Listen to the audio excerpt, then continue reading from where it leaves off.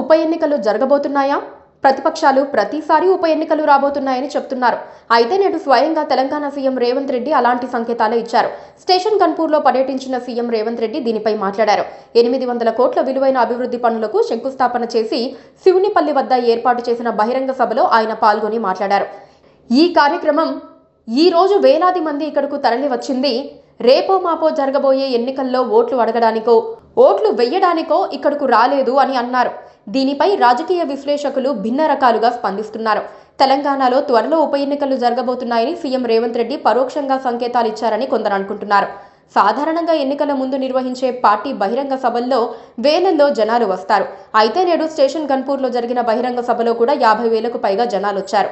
వారిని చూసి సీఎం రేవంత్ రెడ్డి ఇది రాజకీయ వేదిక కాదు, ఓట్ల కోసం రాలేదు అనే అర్థం వచ్చే విధంగా మాట్లాడారు తప్ప ఉప ఎన్నికలు వస్తాయన్న కోణంలో కాదని కొందరు అంటున్నారు. రేపో మాపో జరిగే ఎన్నికలు అంటే పంచాయతీ ఎన్నికలు కూడా ఉన్నాయి కదా, దీని గురించి మాట్లాడి ఉండొచ్చు అని కూడా విశ్లేషిస్తున్నారు. ఇదిలా ఉండగా గతంలో కొన్ని కార్యక్రమాల్లో స్టేషన్ కన్పూర్ మాజీ ఎమ్మెల్యే తాటికొండ రాజయ్య మాట్లాడుతూ కాంగ్రెస్ ప్రభుత్వం ప్రజలకు మాయమాటలు చెప్పి అధికారంలోకి వచ్చిందని, గడిచిన 14 నెలలు కాంగ్రెస్ ప్రభుత్వం తెలంగాణకు ఏమీ చేసింది లేదని అన్నారు.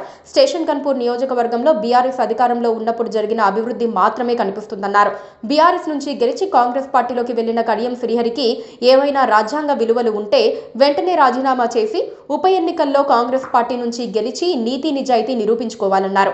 అంతేకాకుండా బీఆర్ఎస్ ఎమ్మెల్యే కేటీఆర్ కూడా చాలాసార్లు ఉప ఎన్నికల గురించి ప్రస్తావించారు. బీఆర్ఎస్ నుంచి గెలిచిన 10 మంది ఎమ్మెల్యేలు కాంగ్రెస్ పార్టీలో చేరారు. వారు రాజీనామా చేసి కాంగ్రెస్ నుంచి గెలవాలని సవాల్ విసిరారు. రాష్ట్రంలో ఖచ్చితంగా ఉప ఎన్నికలు వస్తాయని, పార్టీ మారిన 10 నియోజకవర్గాల్లో ఈ ఎన్నికలు ఉంటాయన్నారు. మాకు ఆ 10 నియోజకవర్గాల్లో అనేక మంది పోటీకి సిద్ధంగా ఉన్నారని అంటున్నారు.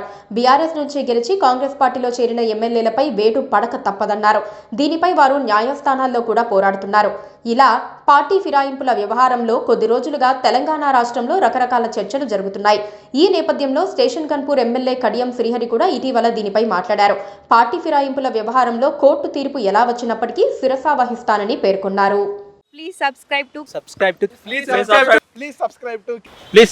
KTV Telugu. KTV Telugu. KTV Telugu. KTV Telugu channel.